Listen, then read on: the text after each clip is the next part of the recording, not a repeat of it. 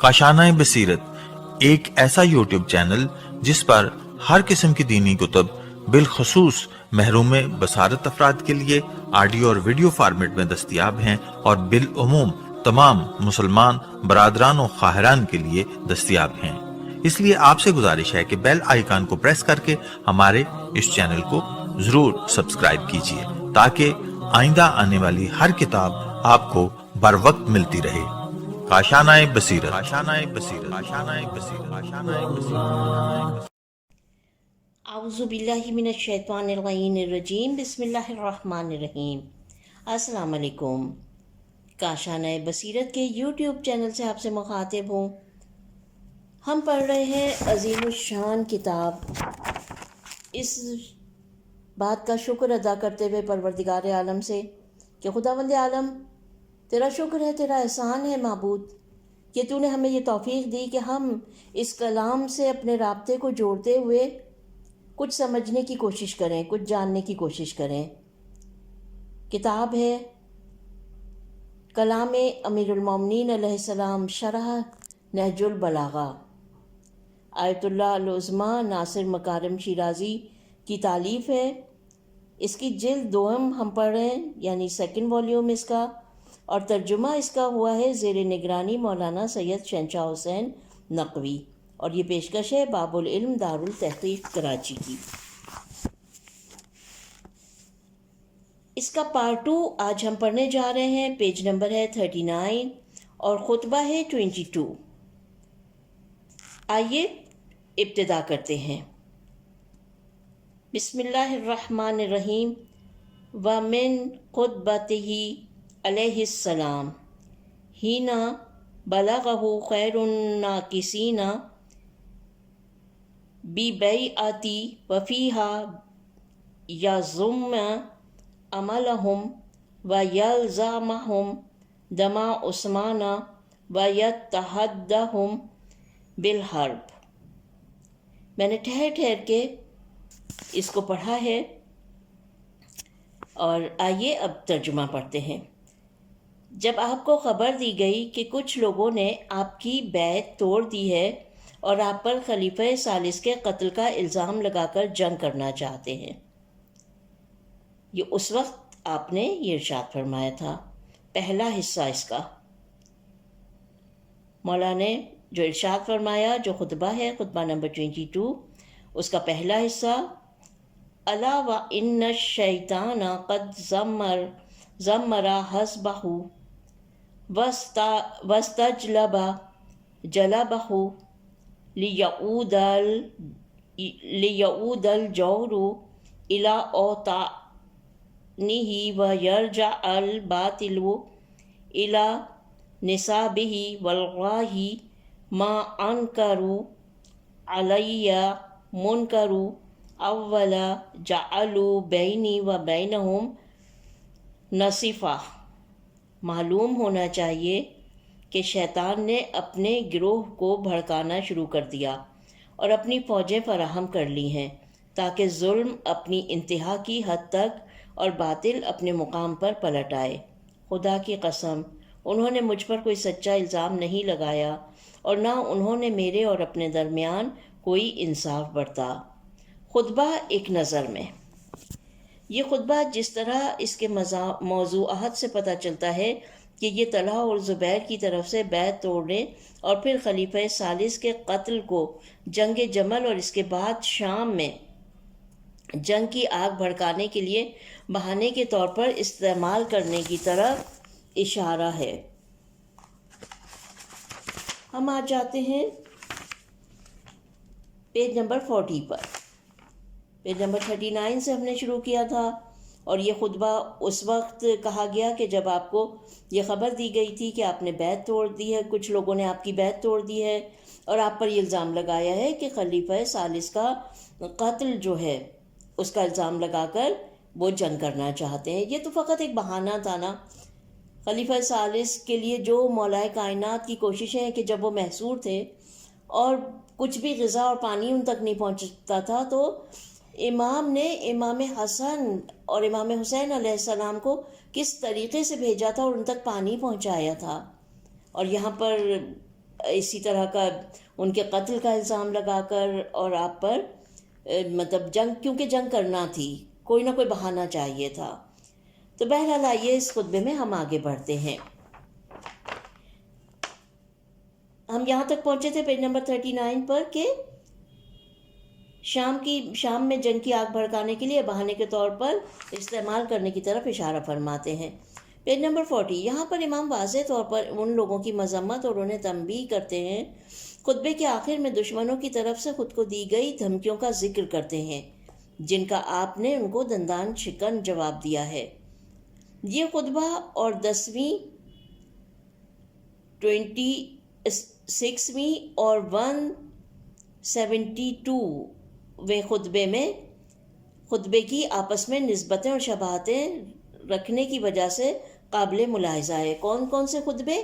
10واں خطبہ یعنی 10th خطبہ، 26 اینڈ 172، یہ جو تینوں خطبے ہیں ان کی آپس میں نسبتیں اور شباہتیں رکھنے کی وجہ سے قابل ملاحظہ ہے۔ اسی بنا پر احتمال ہے کہ ان خطبوں میں سے ہر خطبہ کسی ایک خطبے کا حصہ ہے جسے سید رضی رحمۃ اللہ علیہ نے تحقیق و تفقص کے بعد ہر کسی کو اس کی مناسبت کے حساب سے الگ الگ نقل کیا ہے۔ دلچسپ بات، عمرو واس کی ایک روایت کے مطابق اس نے ایک روز حضرت عائشہ سے کہا، یہاں پر میں اس کا ترجمہ پڑھ رہی ہوں، مجھے خوشی ہوتی کہ اگر تم جنگ جمل کے دن ماری جاتی۔ حضرت عائشہ نے تعجب سے پوچھا، اے بدذات منحوس، کس بنا پر؟ عمرو واس نے ان کے جواب میں کہا، کیونکہ تم تو اپنی موت اس دنیا سے چلی جاتی اور جنت میں داخل ہو جاتی، اور ہم تمہارے قتل کو علی کے سب و شتم کا لیے جواز بنا دیتے۔ یہ جو گفتگو ہے یہ عربی میں بھی تھی اور اس کا ترجمہ تھا، میں نے آپ کے سامنے ترجمہ پڑھا ہے۔ نہج البلاغہ کے بعد شارحین اس خطبے کو جنگ صفین کے موقع پر بیان کردہ خطبوں میں سے شمار کرتے ہیں، اور اس میں اس جنگ کی نسبت کچھ اشارے ملتے ہیں جو امیر شام کی طرف متوجہ کرتے ہیں، لیکن سید رضی رحمۃ اللہ علیہ نے جو مضامین ان کے لیے انتخاب کیے ہیں اور ابن ابی الحدید کی گفتگو سے بھی یہ استفادہ ہوتا ہے کہ اس خطبے کے مضامین ہر لحاظ سے دونوں گروہوں، ناقصین یعنی دھوکے بازوں، مارقین یعنی ظلم و ستم کرنے والوں سے بھی نسبت رکھتے ہیں، اور صرف جنگ جمل کے عہد و پیمان توڑنے والوں سے بھی نسبت رکھتے ہیں۔ شرح و تفسیر، پیج نمبر 41۔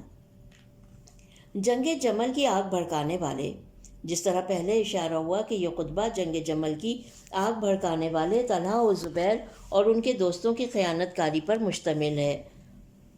یہ دونوں حکومت کی ہوس میں دیوانے ہوئے جا رہے تھے اور امیر المومنین سے حکومتی اہم مناصب کے حصول میں ناکامی کے بعد نفس امارہ کی ہوس اور وسوسہ شیطانی کی بنا پر امام علی علیہ السلام سے اپنی جھوٹی بیعت توڑ دی اور لوگوں کے کچھ گروہوں کو اپنے گرد جمع کر لیا، اور پیغمبر اسلام صلی اللہ علیہ وسلم کی ہمسر حضرت عائشہ کو مذموم مقاصد کی تکمیل کے لیے اپنے ساتھ ہمراز و ہم عقیدہ بنا لیا، اور خلیفہ ثالث کے خون کے انتقام کے بہانے ولی خدا کے خلاف قیام کیا، اور بصرہ کو کئی سمتوں سے اپنے فاسد کاموں کے لیے پروپیگنڈے کا مرکز بنا لیا۔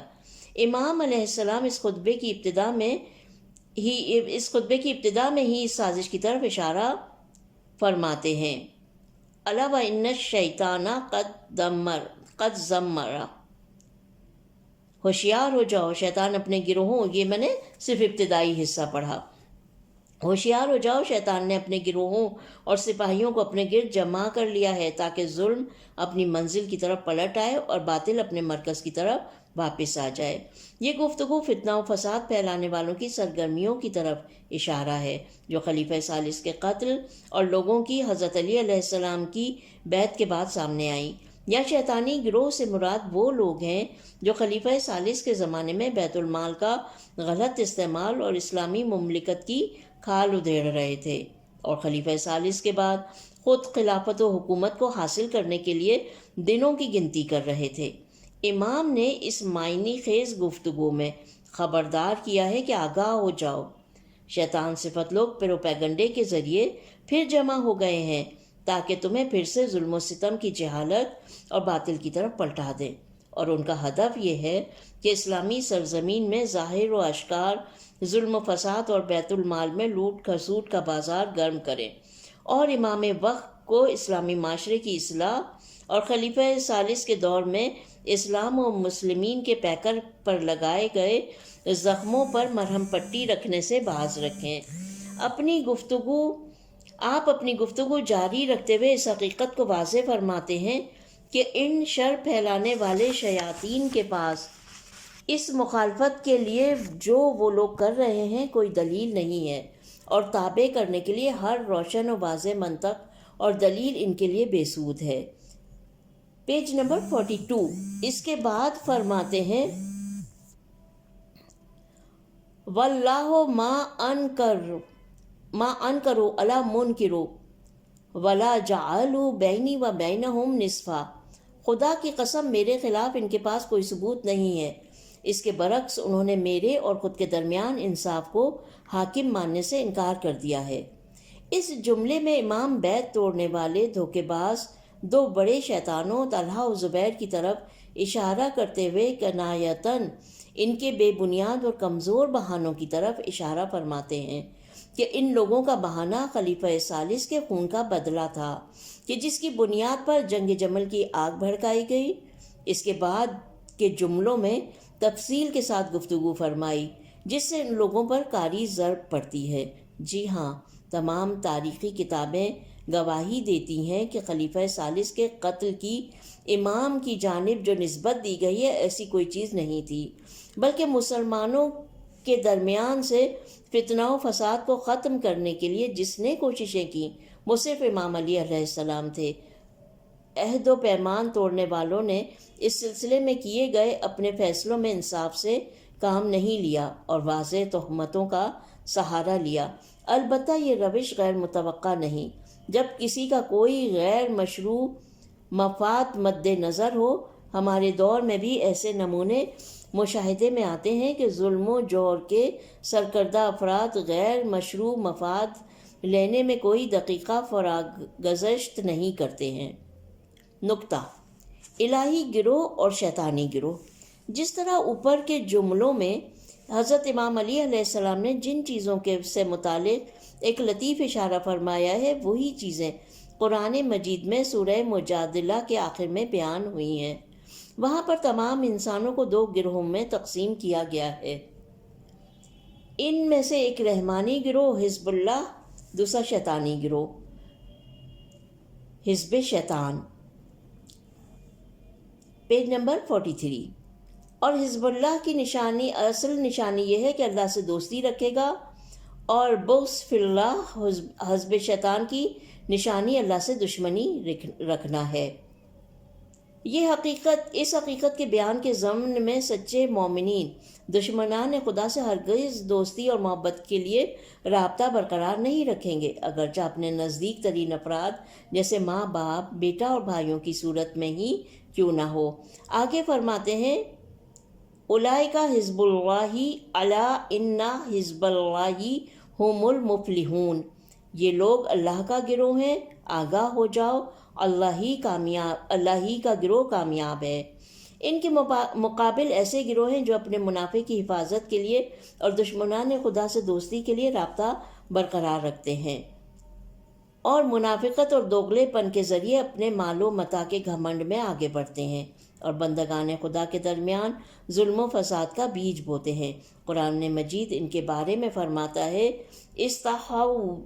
استحوذ علیہم الشیطان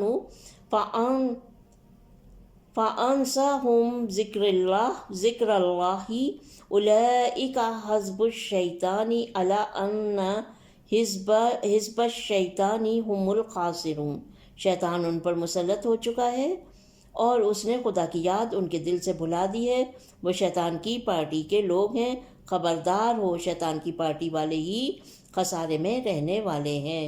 ان دونوں گروہوں کا وجود نزول قرآن مجید اور پیغمبر اکرم صلی اللہ علیہ وسلم کے زمانے میں ہی نہیں تھا بلکہ ہر زمانے میں ایک نئی شکل کے ساتھ ظاہر ہوتا ہے۔ اس بارے میں ایک شاعر نے کہا ہے، میٹھا اور کھارا پانی اسرافیل کے سور پھونکنے تک باقی رہے گا۔ اگر آج ہم اس جہاں کا نظارہ کریں تو روز روشن کی طرح نظر آتا ہے کہ یہ دو گروہ ایک دوسرے کے مد مقابل سفارہ ہیں۔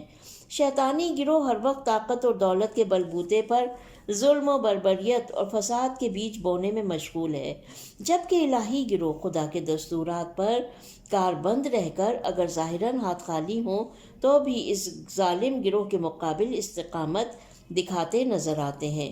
شیطانی گروہ ہمیشہ کسی مناسب موقع پر انتظار میں رہتا ہے، اور یہ موقع حکومتوں کی تبدیلی اور زمانے کی دگرگونی کے وقت ملتا ہے۔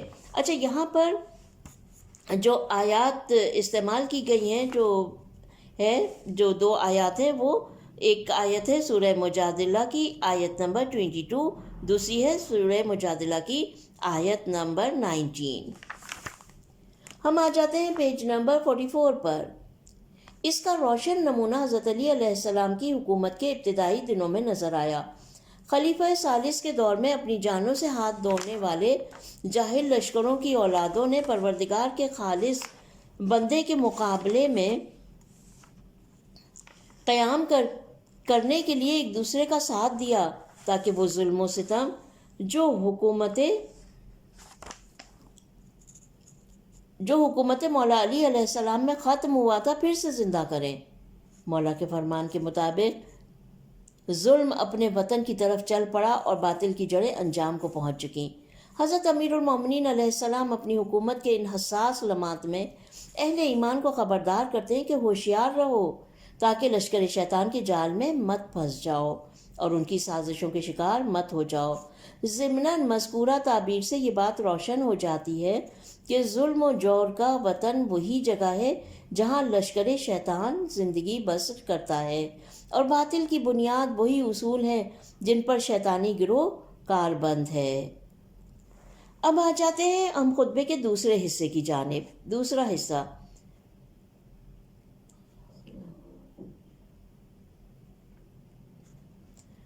ابتدا ہوتی ہے دوسرے حصے کی، وَإِنَّهُمْ لَيَظْلُمُونَ حَقًّا هُمْ تَرَكُوهُ وَدَمًّا هُمْ سَفَكُوهُ فَلَئِنْ كُنْتُ شَرِيكَهُمْ فِيهِ فَإِنَّ لَهُمْ لَنَصِيبَهُمْ مِنْهُ وَلَئِنْ كَانُوا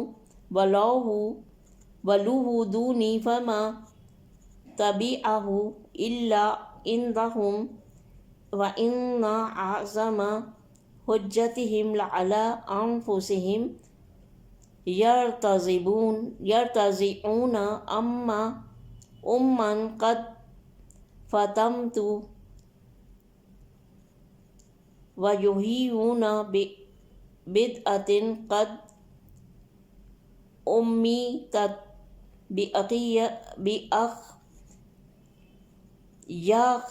يَا خَيْبَةَ الدَّاعِي مَنْ دَعَا وَإِلَىٰ مَا أُجِيبَ وَإِنِّي لَرَاضٍ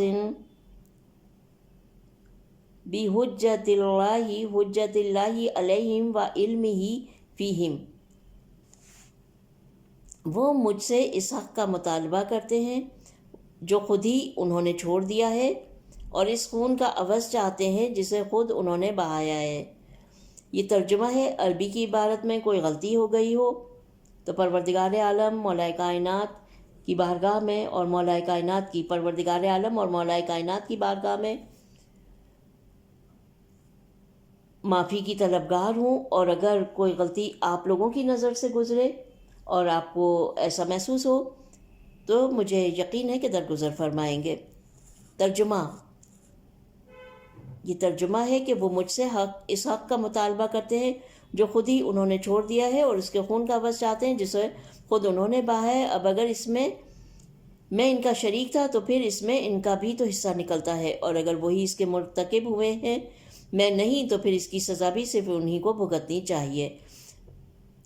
جو سب سے بڑی دلیل وہ میرے خلاف پیش کریں گے وہ انہی کے خلاف پڑے گی۔ وہ اس ماں کا دودھ پینا چاہتے ہیں جس کا دودھ منقطع ہو چکا ہے، اور مری ہوئی بدعت کو پھر سے زندہ کرنا چاہتے ہیں۔ اف کتنا نامراد! یہ جنگ کے لیے پکارنے والا ہے، وہ کون ہے جو للکارنے والا ہے، اور کس مقصد کے لیے اس کی بات سنی جا رہی ہے؟ اور میں اس سے خوش ہوں کہ ان پر اللہ کی حجت تمام ہو چکی ہے اور ہر چیز اس کے علم میں ہے۔ پیج نمبر 45، شرح و تفسیر۔ ہیلا و بہانہ کرنے والے ذلیل لوگ۔ امام علیہ السلام اپنے اس وسیع خطبے میں اور اس سے پہلے بھی انتہائی مختصر انداز میں لیکن وسیع معنی کے ساتھ شرح بیان فرماتے ہیں۔ اس میں عہد و پیمان توڑنے والوں اور مسلمانوں کے درمیان جنگ کی آگ بھڑکانے والوں کو دلائل سے ان پر کاری ضرب لگا کر خاموش کر دیا۔ اس حصے میں آپ کی گفتگو سے خلیفہ ثالث کے خون کا بدلہ لینے والے طلحہ و زبیر اور ان کے ساتھیوں کے اصلی مقاصد کی طرف اشارہ ہوتا ہے۔ وَإِنَّهُمْ لَيَطْلُبُونَ حَقًّا هُمْ تَرَكُوهُ وَدَمًّا هُمْ سَفَكُوهُ۔ یہ لوگ ایسے حق کا مطالبہ کرتے ہیں جسے انہوں نے خود ترک کیا ہے، اور ایسے خون کا انتقام مجھ سے چاہتے ہیں جسے انہوں نے خود بہایا ہے۔ مشہور مورخ طبری اپنی تاریخ میں خلیفہ ثالث کے کسی دوست سے نقل کرتے ہیں کہ جب لوگوں نے بلوا کر کے خلیفہ ثالث کو گھیرے میں لے لیا تو امام علیہ السلام خیبر میں تھے۔ جس وقت آپ واپس پہنچے تو خلیفہ ثالث نے آپ کے پاس آدمی بھیج کر اپنے گھر بلایا۔ جب آپ وہاں پہنچے تو خلیفہ ثالث نے خدا کی حمد و ثنا کی اور یوں آپ سے اظہار خیال کیا: میرے آپ پر کچھ حقوق ہیں، اسلام کا حق، اخوت و برادری کا حق اور خاندانی حق۔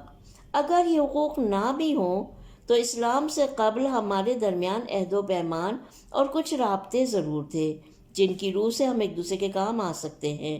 امام علیہ السلام نے ان باتوں کی تصدیق فرمائی اور وہاں سے باہر نکل آئے اور طلحہ کو ڈھونڈتے ہوئے اس کے گھر پہنچے۔ وہاں لوگوں کا بہت بڑا مجمع تھا۔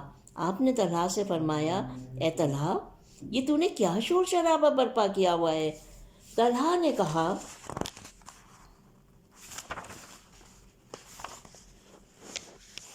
کہا اب یہ باتیں کرنے کا وقت ہے۔ کام حد سے زیادہ آگے جا پہنچا ہے اور فتنہ و فساد بڑھ چکا ہے۔ Page number 46۔ امیر المومنین نے اس پر اپنی باتوں کا کوئی اثر نہ دیکھا تو وہاں سے چلے گئے۔ خلیفہ ثالث کے پاس واپس آئے اور بیت المال کی طرف تشریف لے گئے اور فرمایا: اس کا دروازہ کھول دو۔ مگر چابی نہیں ملی تو آپ نے بیت المال کا دروازہ توڑنے کا حکم دیا۔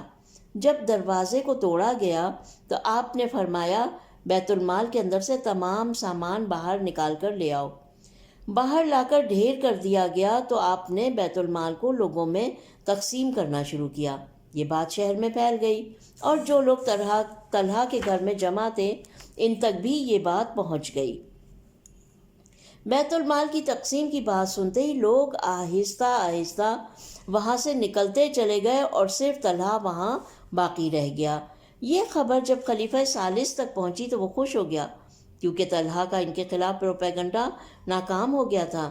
جب طلحہ نے اپنے آپ کو تنہا پایا تو خلیفہ ثالث سے ملاقات کے لیے چلا آیا اور اجازت لے کر بیٹھ گیا اور خلیفہ ثالث سے کہا: یا امیر المومنین، استغفر اللہ و اتوب الیہ۔ میں کام کرنا چاہتا تھا، خداوند متعال اس میں مانع ہو گیا اور اب میں اپنے اس کام سے توبہ کرنے آیا ہوں۔ خلیفہ ثالث نے اس سے کہا: خدا کی قسم، تو توبہ کرنے نہیں آیا، بری طرح شکست کھا کر آیا ہے اور خدا کے انتقام سے بچنے کے لیے یہاں بھاگ کر آیا ہے۔ طبری ایک اور جگہ اپنی اسی تاریخ میں لکھتے ہیں: جس وقت خلیفہ ثالث کو اس کے گھر میں قتل کیا گیا تو سودان بن حمران نامی ایک شخص باہر نکلا اور کہا: طلحہ کہاں ہے؟ ہم نے خلیفہ ثالث کو قتل کر دیا ہے۔ ان ثبوتوں اور دیگر تاریخی شواہد سے بخوبی استفادہ ہوتا ہے کہ طلحہ خلیفہ ثالث کو قتل کرنے والے اصل محرک میں سے ضرور تھا۔ حضرت عائشہ کا یہ معروف جملہ کہ انہوں نے صراحت کے ساتھ لوگوں کو خلیفہ ثالث کے قتل کا حکم دیا اور کہا: اقتلوا ناصلا قتل اللہ ناصلا، ناصل یعنی خلیفہ ثالث کو قتل کر دو، خدا ناصل کو قتل کر دے۔ اب یہاں پہ جو ریفرنسز ہیں وہ ہے تاریخ طبری جلد 3 صفحہ نمبر 453، اور نمبر 2 ہے تاریخ طبری جلد 3 صفحہ نمبر 411۔ پیج نمبر 47، ابن ابی الحدید نہج البلاغہ کے کسی ایک خطبے میں جنگ جمل کے بارے میں گفتگو کرتے ہوئے صراحت کے ساتھ کہتے ہیں کہ تاریخ اسلام لکھنے والے یہ اعتراف کرتے ہیں کہ حضرت عائشہ خلیفہ ثالث کی سخت ترین دشمنوں میں سے تھیں، یہاں تک کہ اپنے گھر پر پیغمبر اکرم صلی اللہ علیہ وسلم کا لباس آویزاں کر دیا تھا، اور جو لوگ اس کے قریب آ کر اسے دیکھتے تھے ان سے کہتی تھیں کہ دیکھتے ہو یہ پیغمبر اکرم صلی اللہ علیہ وسلم کا کرتا ہے جو ابھی میلا بھی نہیں ہوا ہے، لیکن خلیفہ ثالث نے سنت پیغمبر اکرم صلی اللہ علیہ وسلم کو فرسودہ کر دیا ہے۔ کہا جاتا ہے کہ سب سے پہلے جس نے خلیفہ ثالث کو ناصل کہا وہ حضرت عائشہ تھیں۔ وہ کہتی تھی کہ ناصل کو قتل کر دو، خدا ناصل کو قتل کر دے۔ یہاں تعجب کی بات یہ ہے کہ جو لوگ خلیفہ ثالث کے خون کے انتقام کے لیے اٹھ کھڑے ہوئے ہیں، بے ایمان و بے تقوی سیاستدان خود اپنی پارٹی کے لوگوں کے ذریعے سیاست چمکانے کے لیے پروپیگنڈا کرتے ہیں اور بعد میں دفاعی پوزیشن اختیار کرتے ہوئے اس پروپیگنڈے کے خلاف لڑتے بھی خود ہیں۔ امام گفتگو جاری کرتے ہوئے فرماتے ہیں وَلَا إِن كُنْتُ شَرِيكَهُمْ فِيهِ فَإِنَّ لَهُمْ لَنَصِيبَهُمْ مِنْهُ وَلَئِنْ كَانُوا وَلَوْهُ دُونِي فَمَا اتَّبَعْتُ إِلَّا عِنْدَهُمْ۔ فرض کریں کہ میں خلیفہ ثالث کے خون بہانے میں ان کے ساتھ شریک ہوتا تو اس صورت میں بھی وہ لوگ اس جرم میں شریک ہیں، لیکن اگر تنہا خود یہ لوگ اس قتل کے مرتکب ہوئے ہیں تو اس کے حساب و کتاب اور سزا کے خود ذمہ دار ہیں۔ سب جانتے ہیں کہ یہ لوگ خلیفہ ثالث کے قتل میں شریک تھے، اور اگر فرض کی بنیاد پر مجھے بھی اس کام میں شریک سمجھتے ہیں جبکہ اس قتل میں میں شریک نہیں تھا بلکہ اس فتنہ و فساد کی آگ بجھانے کے لیے میں نے بہت کوششیں کی ہیں، تو ان کے اس قتل میں شریک ہونے میں بھی کبھی کسی کو کوئی انکار نہیں ہو سکتا، اور اگر اصلی قاتل یہ لوگ ہیں تو انہیں جواب دہ ہونا چاہیے، اور خلیفہ ثالث کا خون ان کی گردن پر ہے۔ یہ کس قدر بے شرمی کی بات ہے کہ خلیفہ ثالث کے قتل کا بدلہ یہ لوگ مجھ سے لینا چاہتے ہیں۔ آپ فرماتے ہیں کیونکہ وَإِنَّ أَعْظَمَ حُجَّتِهِمْ لَعَلَىٰ أَنفُسِهِمْ، ثبوت کے طور پر پیش انفسہم، ثبوت کے طور پر پیش کی جانے والی اہم ترین دلیل خود ان کے خلاف ہے۔ یہاں پہ ریفرنس ہے شرح نہج البلاغہ ابن ابی الحدید جلد نمبر 6 صفحہ نمبر 215۔ ہم آ چکے ہیں پیج نمبر 48 پر، اور جو کچھ یہ کہتے ہیں جو کچھ یہ کہتے ہیں اس کا وہ خود اصل مصداق ہے۔ اب تک رازداری میں اور پس پردہ سب کچھ ہو رہا تھا، یہاں پر امام ان کے راز کو فاش اور ظلم کے پردے کو چاک کرتے ہوئے فرماتے ہیں یہ لوگ جو شور شرابہ کر رہے ہیں اس کا مقصد کچھ اور ہے۔ یہ لوگ مجھ سے خلیفہ ثالث کے خون کے انتقام کی آڑ میں ان کی طرح کی حکومت اور بیت المال میں امتیازات اور مراعات اور ہر طرح کی چھوٹ چاہتے ہیں، لیکن انہیں معلوم ہونا چاہیے کہ وہ سیاہ دور گزر گیا، اب واپس نہیں آئے گا۔ اور فرماتے ہیں یرتضعون امن قد فطمت ویحبون بدعۃ قد امیتت۔ یہ لوگ ایک ایسی ماں کا دودھ پینے کے خواہش مند ہیں کہ جس کی چھاتیوں کو کاٹ دیا گیا ہو، اور ایک ایسی بدعت کرنا چاہتے ہیں جس کو مرے ہوئے کافی مدت بیت چکی۔ اس جملے کی تفسیر میں دوسرے احتمالات بھی آئے ہیں، ان میں سے ایک یہ ہے کہ وہ ماں جس نے اپنی چھاتیوں کو کاٹ دیا ہو، یہ وہی دور جاہلیت کے طور طریقے، بدعتیں اور تعصبات ہیں جو نور اسلام کے پھیلنے سے پہلے ان کے درمیان رائج تھیں۔ یہ لوگ حکومت پر پہنچنے یا کسی خاص گروہ کی حمایت کے لیے تمام غیر اخلاقی وسائل سے استفادہ کرتے تھے۔ امیر المومنین اس جملے میں فرماتے ہیں وہ دور گزر گیا اور اس ماں کی چھاتیوں کو کاٹ دیا گیا اب کوئی غلط وسائل اور جھوٹے بہانوں کے ذریعے اپنی نامشروع خواہشات کی تکمیل نہیں کر سکتا۔ یہ تفسیر دوسرے جملے کے لیے مناسب تر ہے جس میں کہا گیا کہ وہ لوگ مردہ بدعت کو دوبارہ زندہ کرنا چاہتے ہیں۔ دونوں جملوں کے لیے بھی یہ تفسیر مناسب نہیں، کیونکہ ان دونوں جملوں کو ایک معنی میں لینا ظاہر لفظ کے خلاف ہے۔ بعض مفسرین کہتے ہیں یہ لوگ خلیفہ ثالث کے خون کے بدلے کے ساتھ در حقیقت ان کے طرز حکومت کو چاہتے ہیں، جبکہ شورش برپا کرنے والے ان لوگوں میں سے تھے جنہوں نے خلیفہ ثالث کے خلاف بغاوت کی اور ان کو قتل کر ڈالا۔ اس طرح وہ اس ماں سے جس کی چھاتیاں کاٹ دی گئی ہوں دودھ پینا چاہتے ہیں۔ البتہ ممکن ہے تمام جملوں میں یہ معنی استعمال ہوں، مگر مناسب وہی ہے کہ جس جملے کے لیے ہم نے استعمال کیا ہے۔ حضرت کی گفتگو کو آگے بڑھاتے ہیں اور اس گروہ کے کاموں کا نتیجہ نکالتے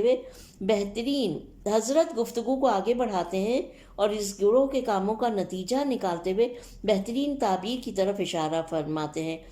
لا خیبت الداعی من دعا و الا ما اجیب۔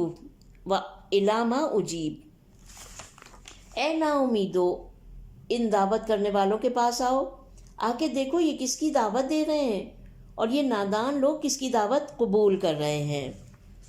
اچھا، یہاں پر ریفرنس ہے منہاج البرایا جلد نمبر 3 پیج نمبر 310۔ اچھا، یہاں پر جو مطلب میننگ لکھے ہوئے ہیں، خیبتہ جو ہے وہ نا امیدی کے معنوں میں آتا ہے، اور دائی خیبت الدائی ہے نا، دائی سے مراد یہاں طلحہ یا زبیر ہے جو لوگوں کو امام علیہ السلام کے خلاف شورش کی دعوت دے رہے تھے۔ من دعا، ان دونوں کی ذلت و خواری کی طرف اشارہ ہے، اور جملہ علام عجیب اندھے اور بہرے نما گروہ کی ذلت و خواری کی طرف اشارہ ہے جو آنکھیں بند کر کے ان دونوں کے پیچھے چلتا رہا۔ Page number 49۔ نادان لوگ کس کی دعوت قبول کر رہے ہیں؟ حقیقت میں امام یہ تعبیر جمل کی ہولناک جنگ کے انجام کی طرف اشارہ ہے۔ امام کی یہ تعبیر کیا ہے؟ جمل کے ہولناک جنگ کے انجام کی طرف اشارہ ہے۔ آپ ان کی عاقبت کو نا امیدی اور شکست تعبیر کرتے ہیں۔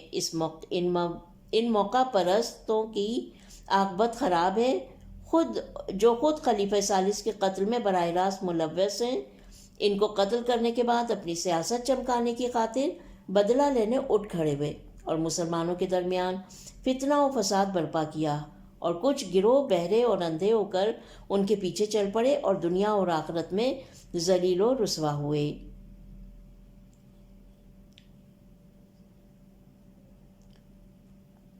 امام گفتگو کو جاری رکھتے ہوئے فرماتے ہیں وَإِنِّي لَرَازٍ بِحُجَّةِ اللَّهِ عَلَيْهِمْ وَعِلْمِهِ فِيهِمْ، میں ان پر اللہ کی حجت اور اس کا علم ہونے کے سبب ان لوگوں سے پھر بھی راضی ہوں، اور میرے اور اس گروہ کے درمیان اللہ تعالی حاکم ہے۔ ممکن ہے حجت الہی کا مقصد باغیوں اور سرکشوں کے بارے میں آیا ہو، وہی حکم قرآنی ہو جس میں فرمایا وَإِن طَائِفَتَانِ مِنَ الْمُؤْمِنِينَ اقْتَتَلُوا فَأَصْلِحُوا بَيْنَهُمَا فَإِنْ بَغَتْ إِحْدَاهُمَا عَلَى الْأُخْرَى فَقَاتِلُوا الَّتِي تَبْغِي حَتَّى تَفِيءَ إِلَى أَمْرِ اللَّهِ۔ جب بھی مومنین کے کسی دو گروہ میں نزاع ہو جائے تو ان کے درمیان صلح کرا دو۔ اگر ان دونوں میں سے ایک دوسرے پر تجاوز کرے تو تجاوز کرنے والے گروہ سے لڑو تاکہ حکم الہی کی طرف پلٹ آئے۔ علم ہی فیہم کا جملہ ممکن ہے اس مشہور حدیث کی طرف اشارہ ہو جسے پیغمبر اکرم صلی اللہ علیہ وسلم نے امیر المومنین کے بارے میں فرمایا، قاتل الناکسین والقاسطین والمارقین، وہ ناسکین و قاسطین اور مارقین سے جنگ کرے گا۔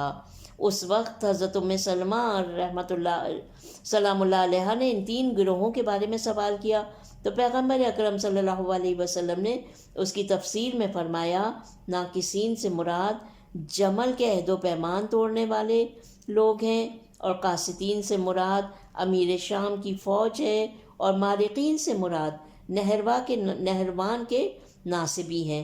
ظاہر ہے جو شخص خدا کی مصلحت پر راضی اور آئندہ آنے والے زمانوں کی پردرد حوادثات اور دشمنوں کی شکست اور نا امیدی سے آگاہ ہو، اس کی روح خوشنودی رضائے الہی سے سرشار اور مکمل اطمینان سے ہوگی۔ یہاں پہ ریفرنس ہے سورہ حجرات کی آیت نمبر 9 ہے، جو کہ یہاں پر بیان کی گئی، وَإِن طَائِفْتَانِ، جو اس طرح کر کے جس کی ابتدا میں ہے وَإِن طَائِفْتَانِ، جب بھی مومنین کے دو گروہ میں نزاع ہو جائے۔ یہ ہے سورہ حجرات کی آیت نمبر 9، اور پھر دوسرا جو ہے احقاق الحق جلد نمبر 4 پیج نمبر 99۔ ہم آ گئے ہیں پیج نمبر، اچھا یہاں پر ہم اپنی پیج نمبر 49 پر ہم آج کی اپنی ریڈنگ کو اختتام پذیر کرتے ہیں، اور تیسرا حصہ یعنی حصہ سوم میں انشاءاللہ پھر اس کو پڑھتے ہوئے ہم جلد ہی آپ کے سامنے حاضر ہوں گے۔ پروردگار عالم ہماری توفیقات میں اضافہ کرے اور ہمارے اس عمل کو قبول کرے۔ ربنا تقبل منا انک انت سمیع علیم۔ اپنا بہت خیال رکھیے گا۔ خدا